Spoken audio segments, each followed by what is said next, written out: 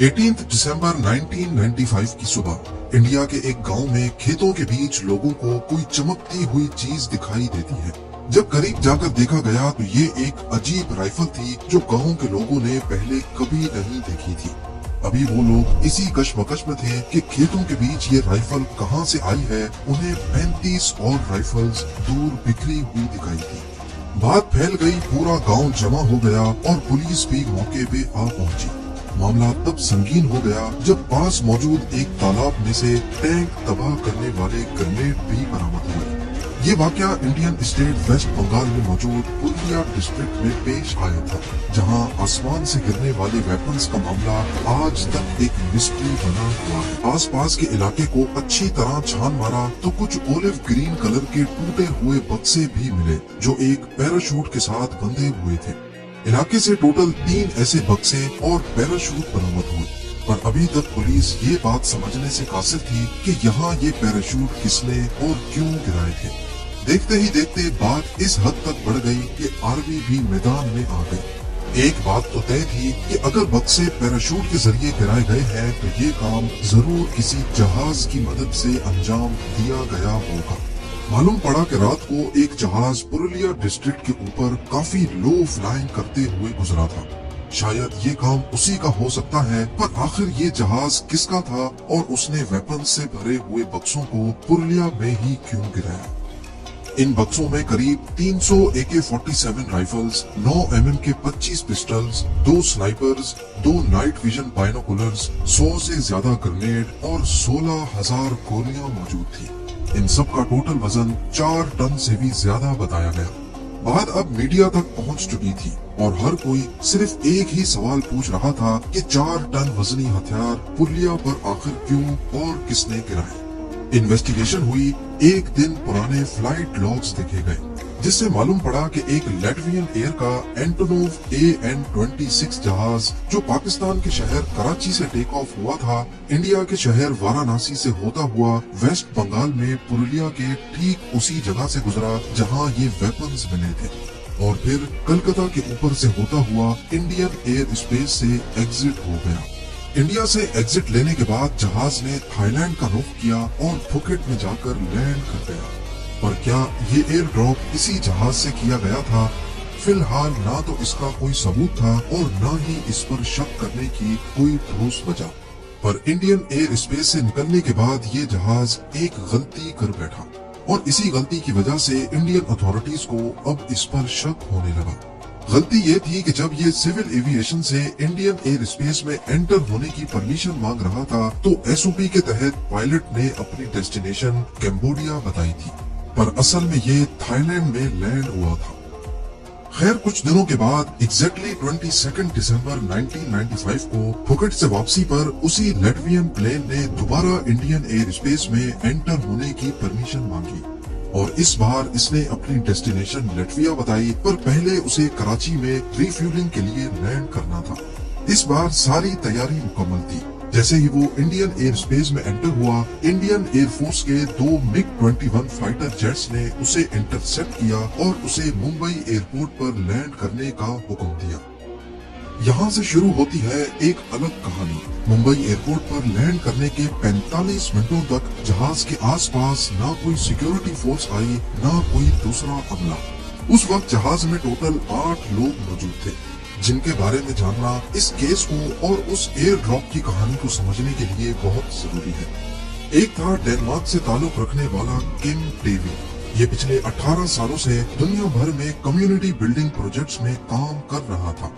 इसने ग्वाटेमाला में काम किया था, रशिया में किया, और आपके सरप्राइज के लिए बताता चलूं कि इसने इंडिया की पुरुलिया डिस्ट्रिक्ट में कुछ एग्रीकल्चर प्रोजेक्ट्स पर भी काम किया था।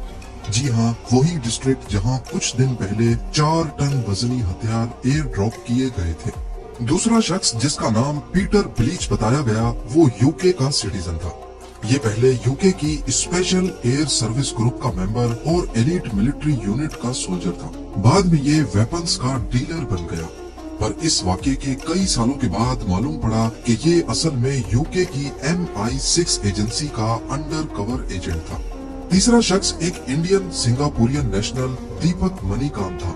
और ये आनंदा मरगा नामी एक ऑर्गेनाइजेशन का फॉलोअर था। आपके ताजुब के लिए बताता चलूं कि जहां हथियारों का एयर ड्रॉप हुआ था, उससे थोड़ा ही करीब आनंदा मरगा ऑर्गेनाइजेशन का हेड क्वार्टर मौजूद था। जहाज में बाकी 5 लोग क्रू मेंबर्स थे जिनका ताल्लुक लैटविया से था। जब जहाज मुंबई एयरपोर्ट पर 45 मिनट खड़ा रहा, इसी दौरान दानिश सिटीजन किम डेवी ने कुछ डॉक्यूमेंट्स उठाए और एयरपोर्ट से निकल गया, और उसके बाद अगले कई सालों तक डेवी का कोई अता पता न चल सका। डेवी के जाने के फौरन बाद सिक्योरिटी फोर्सेस ने जहाज को घेर लिया और अंदर मौजूद 7 लोगों को अरेस्ट कर लिया। जहाज की तलाशी ली गई तो अंदर से पुरुलिया में मौजूद आनंदा मार्गा के हेडक्वार्टर्स की तस्वीर भी मिली और वेपन्स से रिलेटेड कुछ जले हुए डॉक्यूमेंट्स भी। केस क्लियर था कि हथियारों से लैस 3 बक्से इन्होंने ही गिराए थे, पर सबसे अहम सवाल था कि आखिर क्यों और इस मिशन की प्लानिंग किसने की। पीटर बिलीच ने दौरान इन्वेस्टिगेशन बताया कि वो वेपन्स का डीलर है और उसको ये ऑर्डर डेवी ने दिया कि बुल्गारिया से वेपन्स का एक कंसाइनमेंट अरेंज करना है, और उसको ये बताया गया था कि ये हथियार बांग्लादेशी मिलिट्री इस्तेमाल करेगी। पीटर बिलीच का कहना था कि उसको शक हुआ था कि शायद ये हथियार इलीगल काम में इस्तेमाल हो सकते हैं, और उसने इसके बारे में यूके इंटेलिजेंस एजेंसी को इन्फॉर्म भी किया, पर हायर ऑफिशियल्स ने उसे कहा कि अपना काम जारी रखो।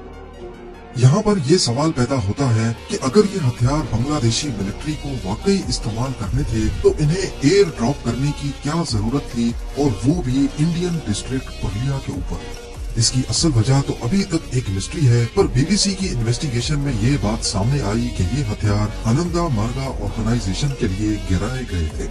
डेवी जो जहाज से भाग गया था, बाद में सीबीआई ने उसको इंडिया मंगाने के लिए इंटरपोल से कांटेक्ट किया और मालूम पड़ा कि वो डेनमार्क में मौजूद है।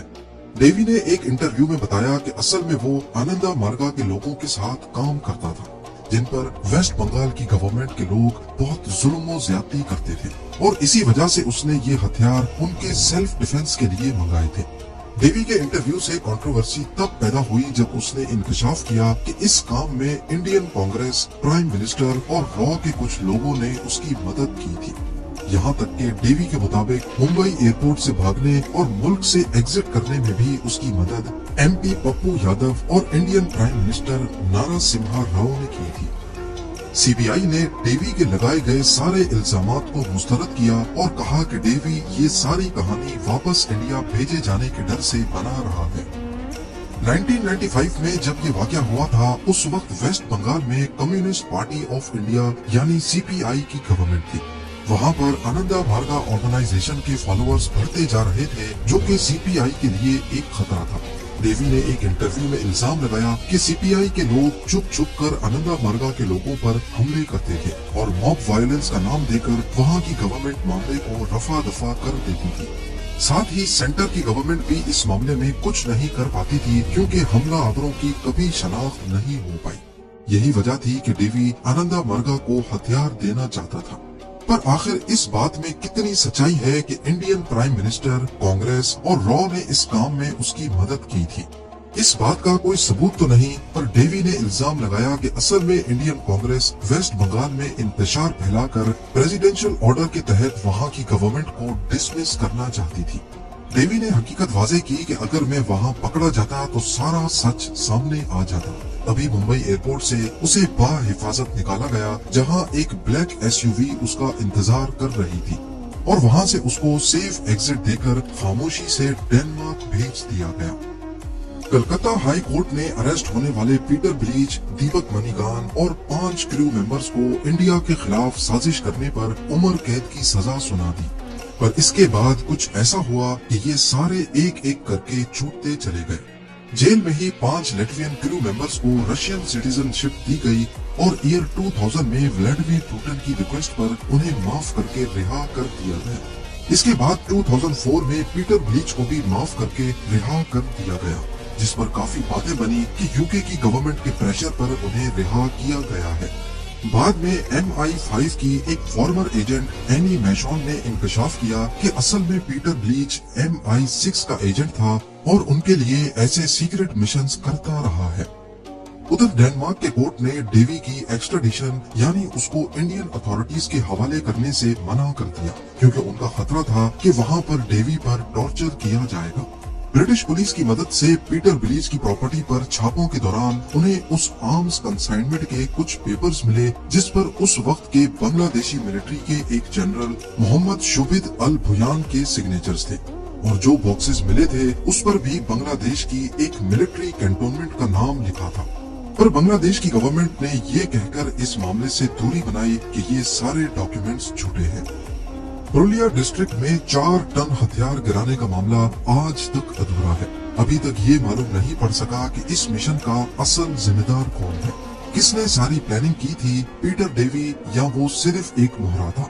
इन हथियारों की कीमत किसने अदा की? इतनी बड़ी वारदात करने के बाद जब जहाज को मुंबई एयरपोर्ट पर लैंड करवाया गया तो सिक्योरिटी फोर्सेस को वहां पहुंचने में 45 मिनट क्यों हो गए? और इतनी सिक्योरिटी के बावजूद डेवी वहां से निकलने में कैसे कामयाब हुआ? यही सब सवालात हैं जिनका सही जवाब पिछले 30 सालों से नहीं मिल सका। उम्मीद